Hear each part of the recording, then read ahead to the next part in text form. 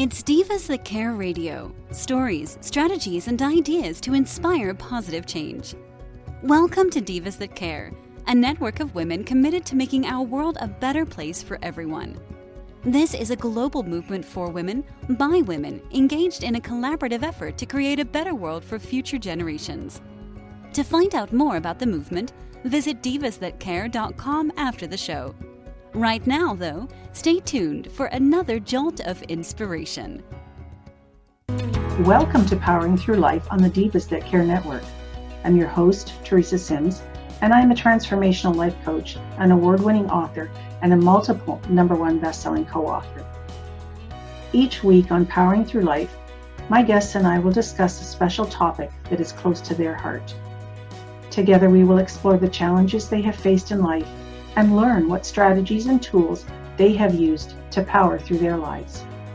So welcome to Powering Through Life. Welcome back to Powering Through Life. I have an incredible guest with me today, Tyson Sharp. And after coaching hundreds of online business owners, Tyson started realizing that the vast majority of entrepreneurs were looking to succeed in order to fill a void within themselves. It's now Tyson's mission to help people achieve external success along with inner peace by heightening their level of consciousness. And oh, what a lovely topic this is. Tyson, welcome to Powering Through Life. Hey, thank you. Thanks for having me. Oh, I'm really glad we get to do this, even though you're where in Australia? Yeah, I'm in Melbourne. Yeah, other side of the world, but that doesn't stop us connecting. Absolutely not. And we can make it happen no matter what, right? You got it. Right. And I love the topic that you want to discuss today. And it's how to overcome fear and feel enough in business. Now that can apply to personal life as well. Is that not right? That's totally correct. I mean, that's the #1 pattern that I've noticed within a lot of people. And the only thing is, because I've noticed it within myself, when we go and try to achieve, like you said in the intro, in the bio, it's like we're trying to fill that void within ourselves that says I need to achieve in order to feel enough, right? In order to feel worthy, in order to feel safe, for example. And so they're the topics I love tackling, and what I love helping people shift within their psyche. That's fantastic work you're doing. I know I dabble in a bit of that as well in my coaching practice. So we are of the similar vein there. So good to know, right? Definitely.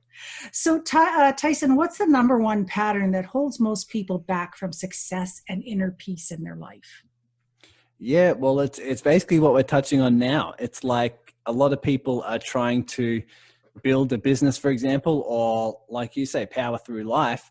And what I found is that most people are doing that out of fear, right? They're trying to build that next level of success out of fear and scarcity, because they feel like they have this underlying current, this story that says, I need to achieve that in order to feel how I want to feel, right? I need to achieve that in order to feel enough, in order to feel worthy, in order to feel, joyful, in order to feel fulfilled. And therefore, when you operate from that story, you basically, put all your energy in life from a place of fear that says, if I don't achieve it, that means I won't be enough, right? If I fail, then I'm not going to be loved. And that's the #1 pattern I've noticed, especially here in the Western world. And it drifts all the way back. When we were children, we basically had an unconscious belief that, if we're not loved, we won't survive. Right? Anyone who's dabbled into psychotherapy or any of those deeper levels of psychology will know that we all have these sort of rules within us that say, if I'm not loved when I'm vulnerable as an infant, I won't survive. And therefore we develop patterns of ways of being, that attract that love, and that get that love to us is our very survival. And here in the Western world, especially, the strategy that worked was achievement. And so we find that we have this unconscious pattern that says, I need to achieve, right, in order to feel enough. Because when I was a child, I got love, and I got at least the attention, from those that I craved the most, that meant my very survival. And now when we have a business and we're starting a business and we're growing and we're achieving in life at all of our goals, we don't realize that we're doing that in order to feel enough. You know, that unconscious blueprint is still running. And therefore, what I find is that a lot of people can get stuck because when they run into an obstacle, all of a sudden the fight flight response kicks in, and you literally think you're going to die, right? Because your unconscious mind has linked that. But really, that's where I find not everyone is tapping into the deepest parts of them, the deepest levels of resourcefulness, the deeper levels of love, the deeper levels of service, right? The deeper levels of joy and fulfillment, because they have this unconscious blueprint that's running in their mind and in their body. Where did that blueprint come from? Is that directly from childhood, young experiences, that sort of thing? Yeah, I mean, it differs for everyone, but the majority of the time, it does come from that. So a question, a lot of psychotherapists and a lot of personal development gurus like Tony Robbins will always ask you the question of whose love did you crave the most as a child? And who did you have to be, right? Who did you have to be in order to get that love? And that will give you a really good indication of where your patterns are coming from. So for me, for example, when I was growing up, I unconsciously learned that if I was funny, I was able to get that love and get that attention or get that worthiness from peers that said, I'm valuable. And so therefore I was running a pattern that says, as long as I'm funny, I'll be enough, which to my unconscious mind said, as long as I'm enough, I can survive. And I remember when I started my coaching business, I actually I struggled a little bit with this internal conflict that said, you're actually going to have to start talking about some serious stuff, where my whole life I was going through school and my education and all those different things. I was just basically going through life being able to make a joke out of anything. And I found it really tough to talk about some serious topics. And then when I started coaching, I'm like, man, I'm going to have to develop that muscle and develop that skill. And it wasn't something that I was used to, because I had this pattern that said you need to be funny in order to be enough. And so many people can relate to this in terms of they have that belief, right? They can start noticing that belief that says, I need to succeed in order to be enough. I need to be funny. I need to be pretty. I need to be whatever it may be, right? I need to be smart. Was that your turning point or your awakening when you realized that you needed to stop making everything so funny and be a little bit more serious and dive deep into things? Was that the turning point for you? The turning point really for me, a huge turning point, was when I actually started meditating and started looking at these patterns. So I was growing my coaching business. I had done 6 years of university in all areas of psychology, and I finished with my master's in organizational psychology and human resources, that sort of thing. But I was a lost little puppy. I had no clue what I wanted to do. And so I actually jotted off to Canada and lived in Canada for 2 years. But it was when there was a couple turning points for me. One was when I found myself living in Toronto, and while I was living there, I was living in a room that was about 8 foot by about 16 foot. That was it. It was just a room. I had no lounge room. I had no bedroom. It was just basically one bed, and then I had a mini fridge and a toaster oven next to it. And then that was basically it. And the biggest challenge I had back then was stopping the mice in the walls, scratching holes through to my room. And that was like okay, I think there might be something more to life and more to my potential than, patching up the holes in the walls that the mice are trying to get through. And that's when I really got into personal development and really started working on myself and started to, explore my passions, right? Because I had no clue what I wanted to do. I was working as a dishwasher in a local Mexican restaurant.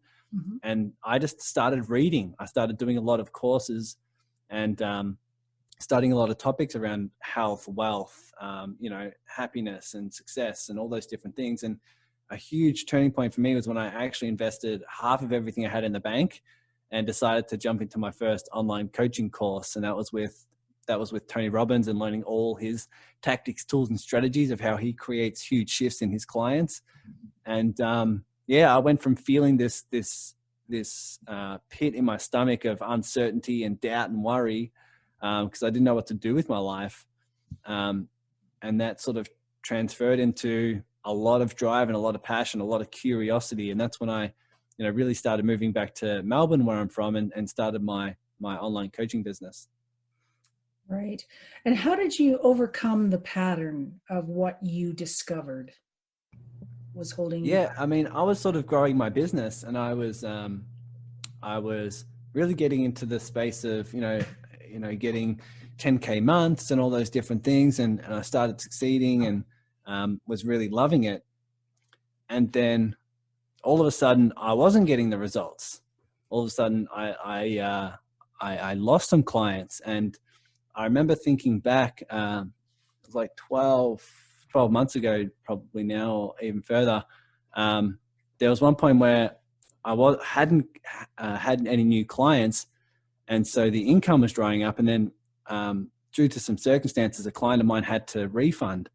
And I remember basically feeling like I was back to ground zero and being like, what the hell is going on here? I was succeeding and I'm doing all the same stuff and I'm not too sure what's happening. And that was when I started really meditating and doing extensive, longer period meditations in silence, because I realized within myself, I was growing my business in order to fill this void within myself that said, I need to succeed in order to feel enough, in order to feel worthy. Right. And so this is what I describe as my inner 5-year-old. And we all have inner 5-year-olds within us that are still running these patterns that we described earlier. Yeah. And so I had a 5-year-old within me that learned the pattern and that held the belief that I need to succeed in order to feel enough, right? In order to be worthy. And so this 5-year-old was like coming to my conscious awareness and in the form of fear. And then I would try to succeed in order to make the 5-year-old feel better, right? Mm-hmm. That was no longer in my expansion. It was no longer in my expansion to move to succeed in order to make that 5-year-old feel better. It was now in my expansion to look at the 5-year-old instead of avoiding the 5-year-old, instead of judging the 5-year-old, instead of resisting the 5-year-old. It was now in my expansion to look at the 5-year-old and actually hear what this 5-year-old has to say and provide unconditional love for this 5-year-old that believes this innocent belief. And that's what I really start to tap into when I help people, when I help them shift from avoiding an emotion and avoiding and resisting an emotion into actually feeling it, into actually seeing what this, why this 5-year-old believes this pattern, and how to hold space for that fear, hold space, a loving, safe space for that fear that exists, so they don't avoid a side of themselves. And that's when I find people really start to shift and they start to elevate their level of consciousness. Yeah, absolutely. Going back and doing inner child work, right, is some of the most profound work anyone can do, really. And I've done that myself in the last few years, gone back to the 3-year-old me and, tried to give her a safe, happy environment to grow up in so that she could achieve her fullest potential and, have success and have a good life and be happy. And it's the most incredible work, honestly. Congratulations on doing that. Yeah, it's like it's very scary to start with if you haven't done it before, mm-hmm. Because we're trained, we're conditioned. If we have fear or any uncomfortable emotion in terms of frustration or doubt or worry, we're taught that that's wrong, and we should either avoid it by distracting ourselves or doing something different, or resisting it, saying that it's wrong, saying that we need to feel something different, we need to be fixed, right? Mm-hmm. And the way I describe that, it's almost like if there's a 5-year-old in the park, let's say you're in the park and someone else's 5-year-old walks up to you, and you can see there's love in their eyes, but you can also see that they're scared. Let's say they don't know where their parents are. And that's almost like the child coming up to you for safety. And then you say, go away until you feel better. Yeah. Or you say to that 5-year-old, it's wrong you're feeling this way. You shouldn't be sad, or you need to be fixed, right? You should be feeling something different. Yeah. Like, of course we wouldn't do that, right? No. Of course we wouldn't do that. But that's what we do to our internal 5-year-olds when they come up in the form of fear, of doubt, of worry, of sadness, whatever it may be. Those are our internal 5-year-olds coming to our conscious awareness. Mm-hmm. And a lot of people are trained to, when that comes up, avoid it or resist it, right? Mm-hmm. Instead of just providing the loving, safe space for it to be there. Because no fear or doubt or worry can continue to be in a space where it's actually seen, or it's actually loved, or it's actually understood. But all fear will continue in a space where you don't want it to be there, right? It's the classic saying of whatever resists persists. Yeah. Now, do you think we kind of try to shove it down and keep it quiet because it's too uncomfortable to deal with, or we think we're beyond that point and we should have our lives figured out? And why does this 5-year-old kid keep coming up and bugging me?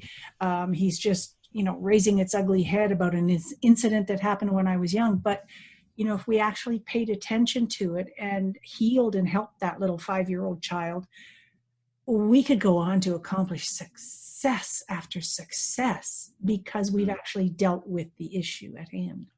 Yeah. And I find it depends what's in your expansion. So for me, I found initial success getting into a lot of the work where I was avoiding a side of myself. I was pushing and striving and hustling, right? And I was shifting my state and using all of these NLP techniques to reframe my thoughts and doing all these different things. And I found success. I built my coaching business and I was doing all those different things despite avoiding the side of myself. And that's because I was moving from like a victim mentality, so a victim level of consciousness, into an achiever. Mm-hmm. And so because it was in my expansion, I find that's why I was getting the results. And so it was in my expansion to, almost push down that side of me and go out and achieve instead of looking at the 5-year-old. But then you felt it would have had to have been dealt with at some point in time, though, would you not assume? Yes, exactly. That's because after a certain point, that was no longer in my expansion. It was no longer in my evolution to continue that way, right? That's why I found I was no longer getting the external results and feeling the way I wanted to feel, because that was no longer in my expansion. It was now in my expansion to actually stop taking action and actually just start looking at the patterns of why I was taking action in the first place. Mm. And that's when I decided to actually sit down, and I started meditating extensively in silence about 8 months ago. And the first day I did it for 6 hours. Now, a lot of people are going to freak out and say, oh my God, I can't do that. And you don't have to. This isn't it. It's not for everyone. But I did it for a personal experiment just to see what would come up, because I started realizing that your emotions are actually coming up so they can come out. They're actually coming up because they're ready to transcend. They're ready to be released. Yeah. But when we resist and push them down, they just stay pushed down and they just grow unconsciously. So I just sat in my chair for 6 hours in one day and just noticed all of the patterns that came up. It was total non-resistance. It was just allowing everything in terms of thoughts, feelings, patterns, whatever it may be. And I had so many emotions of fear, of uncertainty around my business, of doubts around money and fears around money. I had sadness come up around past relationships that I had no clue was there. And so I just provided the space for all of that to come up and all of that to be seen and all of that to be loved. And what I realized is that as those patterns, as those emotions started leaving, I actually started accessing like a bottomless pit of just creativity and inspiration and passion and love and joy and all those different things that, just an unlimited well of resourcefulness. And that's what started flowing through me instead of fear. I just had inspiration and love. And I just remember, just getting my heart's nudge that said, take this action, use this guidance. And I just started getting answers and started flowing through. And that's when I started realizing that I was moving from an achiever to what I call the receiver. It's like, instead of going out there and achieving, I was now sitting down and looking at the patterns so that I could start receiving higher level answers and start receiving guidance and start taking action from that place that's now guided, it's in flow, it's aligned, and I can now tap into my my purpose of why I'm here. And that was a huge, huge shift. That's magnificent. I mean, that is the way to do it. And it sounds to me like you can't have both living in the same body at the same time. One will outweigh the other. Is that kind of what you will think? Like if you had all this success and receiver aspect to you, but it only came up after you put the fear away. You know, Yeah. do you know what I mean? Does that make sense to you? Yeah, Like I mean, they can exist, but they can't be equal players. One can't shine without the other, you know, kind of thing. But yeah, I mean, it depends. You can definitely hold space for both, but yeah, there is a level of resourcefulness that is divided here. It's like it's almost like when you sit down and meditate, what comes up is meant to come up. That's one thing I know for sure. mm-hmm. And it's almost out of your control what comes up. So a lot of people want to grow a successful business or be successful in their career or whatever. And when they sit down in silence, that they actually they sit down so they can get some guidance. But what comes up is judgment, fear of judgment, for example. Mm-hmm. And I say it's all in perfect harmony, because of course you need to overcome your fear of judgment in order to go out there and succeed in the way you want to, right? Yes. People who are growing personal brands, for example, you know, how successful are you going to be in growing a personal brand online if you have this fear of judgment, right? Of course you have to overcome those fears first. And so it is true. They definitely will use different resources. So the more you're tapped into the more you tapped into that, the more you can hold space. But what I found also is that you can definitely hold space for both. You won't necessarily tap into the resourcefulness and get higher level answers while you're feeling this fear. But you can definitely, what I found is you can definitely feel fear, doubt, frustration, worry, and also feel deep inner peace at the same time. I felt this, and it's a really different high level of awareness, and really a different level of separation from the patterns. But I remember crying from past relationships, like sadness from past relationships. And while I was crying, the reason why I felt inner peace as well is because I just allowed it to be there. I didn't have any resistance. I didn't think I needed to change. I didn't think it needed to go away. I just was there, and I was just feeling, and I provided myself with a lot of peace, because I remember also thinking that I'm totally fine with feeling all emotion. And if I can feel all emotion and I'm okay with feeling all emotion, then there's nothing I can't achieve. And that was a real big breakthrough for me, because while I was feeling sad, I was also feeling peace. And then I realized that there's a lot that we can actually explore when we hold that space for ourselves. And we actually love doing this. For example, how many people have gone to see the Titanic, right? The movie. Mm-hmm. It's huge. Like, it's one of the most popular movies ever, but that's a sad movie, right? Why the hell do we go to watch a sad movie? if we avoid being sad, if we hate being sad, we love being sad, right? We love that emotional variety.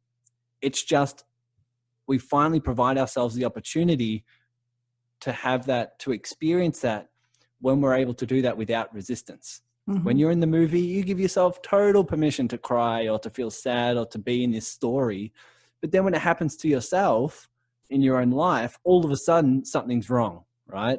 Yes. But there's total peace. You can have total peace while you feel this spectrum of emotions, if you allow yourself to just be in non-resistance, right? You just allow, you just welcome everything, knowing that what's emerging is an internal 5-year-old that has a particular belief that needs to be seen and needs to be loved. Yeah. So you say, okay, you're here. Thank you. I'm acknowledging that you're here. You're going to be teaching me something, or I'm going to be learning something from you. Or if you're no longer serving me a purpose, you can move on and fill that space up with love and happiness and whatever else you need to fill it up with. Yeah. Yeah. Totally. That's fantastic. So how do people start living to their potential? I mean, that's really where it starts. It's if it feels in your expansion, if it feels scary to sit in silence, that's the reason why you have to do it, right? You don't have to do it for huge amounts, right? But I do it 2 hours a day. So I've been doing it 2 hours a day for the last 7 or 8 months. I'm never going to change that. It's from what I can see now, it's just provides such, such peace and love in my life. But that's not in everyone's expansion. So everyone's a bit different, but once you start to sit in silence, or at least provide this space of allowing all emotions and starting to see these patterns for what they are, you can actually start to tap into your deeper levels of creativity and love and joy and abundance. Mm-hmm. And that's when you can start pouring out this internal guidance, right? This internal guidance. You can actually start to follow your heart that will give you an indication of what to do next. And so I find building a business or building a career or building a relationship or whatever you want to achieve in life, building it from what flows out of you through that work is profound. It is not only will you feel deep levels of resourcefulness, but the world will respond to what you feel inside, right? And who you are and who you're being. And if you feel this level of peace and abundance and love and connection, whatever it may be, you can really start putting one foot in front of the other, following that guidance, and the world will just respond. The world will respond because you're tapping into your expansion. You're tapping into a heightened levels of consciousness that is able to add more value to the world, right? Where you're able to contribute and make a difference and be an example and the reason why you're here. And that's why I find if people build a business or build their success from that place, that's when you can't not thrive. It's just, you're just at one with yourself, and therefore you're at one with life. Mm-hmm. So you're allowing and opening up yourself to more abundance and more good things and more happiness. And yeah, how can you not win? And Tyson, when someone sits down to meditate and be quiet and sit within quiet for the first few times, you mentioned that all kinds of things are going to pop up into your head.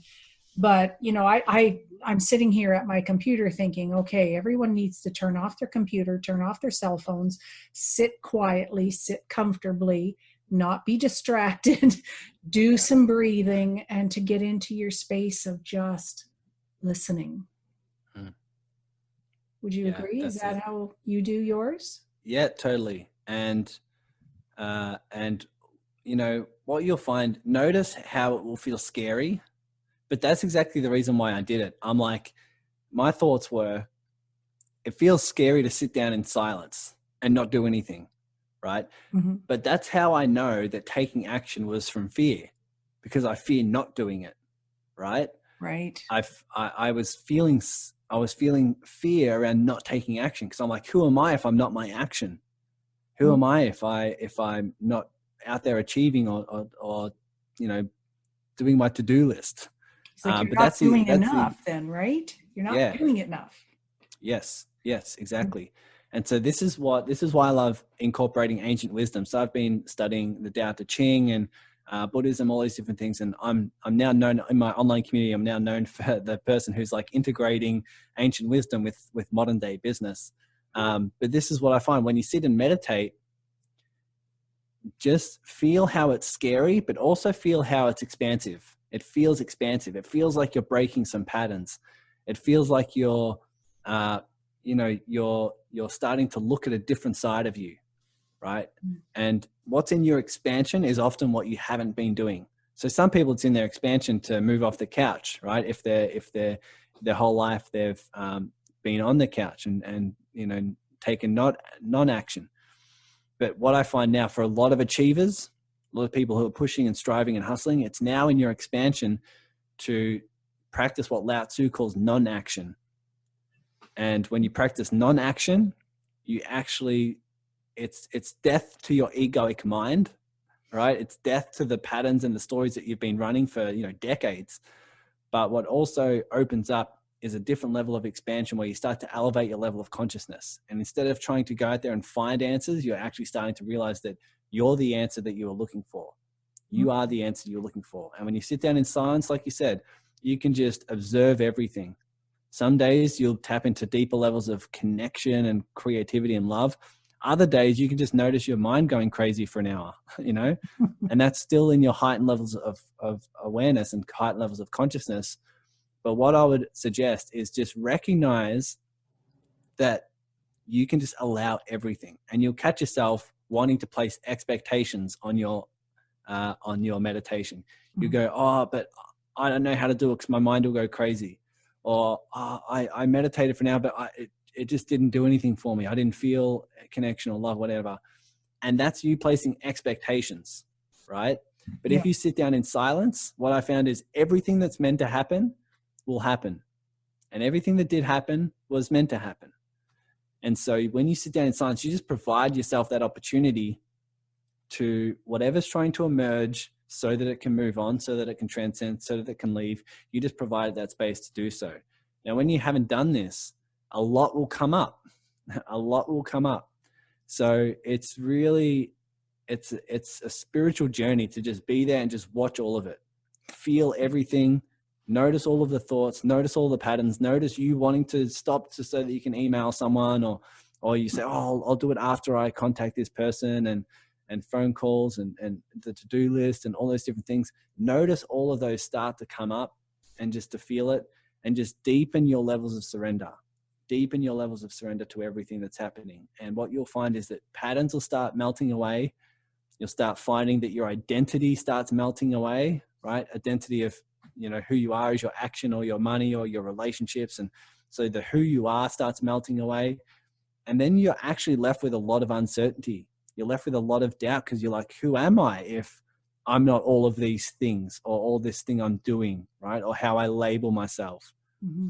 And that's a deep question you can start asking yourself, because what you'll start to realize is you're a heightened levels of consciousness, right? You're a spiritual being having a human experience. And you actually start tapping into that high level of consciousness when you actually just sit there and you just notice everything coming up and leaving, coming up and leaving. And what I find is that deep inner work, if that's part of your practice, you'll follow your heart with more guidance and more clarity than if you were just taking action from a pattern of fear. Wow, that's amazing. And just let the experiences come up. Just whatever is, like you said, whatever is coming up that day is there for a reason. So don't say, I'm going to just shove that one back down until next week. No, deal with it right away, and just let it transcend or move on to wherever it needs to be, because it no longer owns you. And that's the best part of it. Well, Tyson, thank you so much. Is there anything else you would like to leave the listeners with today? Oh, so much. How much time do you have? I could talk about this for hours, but it's kind of, you know, one thing I'd leave people with is, you know, the fascinating thing about being human is, you know, you're here to do something. You know, you're here to do something more. Like, it's like Bronnie Ware, who's an Australian who's a palliative care nurse. A lot of people have read the book of the five regrets of the dying. And the number one regret of people who are dying is that they wish they had the courage to live the life that was true to them, right? The life they knew they were meant to live, instead of the expectations of others, right? So we all have this thing that's in us, this calling that says, this is the difference I want to make in the world, or this is my passion, or this is what I want to follow. And I find that fascinating, but also you can just tap into the side of you, tap into your heart, and realize there is something that you want to do in the world. There is something that you're being called towards. The question is, are you following that calling? And if you don't know what that calling is, then doing this inner work will help you gain clarity. And that's what I've been helping a lot of people do, is actually gain a lot of clarity around this calling that's within them, whether that's build a business, whether that's follow their, you know, painting career, whether it's getting in a relationship that they know is in their expansion, whatever it may be. But you have something in you that you're being called towards. And it will always lead to something along the lines of your expansion, where you want to grow, and also what you want to contribute, something you want to contribute to the world. And it's very, very hard to tap into that while you continue to run your patterns of fear and your patterns of doubt and your patterns of worry. I find if it's in your expansion, just sit down and just feel all of that and transcend all of that. This inner calling will come through. This inner calling will come through from your heart. And following that is just what I find is the biggest, it's the biggest journey you can ever be on, is following this inner calling that's within you. And so this deep inner work is really where you can start to tap into that and start following that journey. Oh, absolutely. And everyone is so worth it. We need to find out, we each need to find out what our journey is. And, actually, thank you for the meditation advice. I'm actually going to start employing that tomorrow morning. Thank you. Go for it. Yeah. You're welcome. Yeah, because I do a lot of similar things that you do with just a little bit of a twist. But, I've done a lot of inner work myself, and you can't live with fear and all those other things at the same time as, really showing the world what you're made of, or showing the bright light that's within you. It's all within us, and we all just need to let it out. Stop worrying about the fear so much. You got it. Definitely.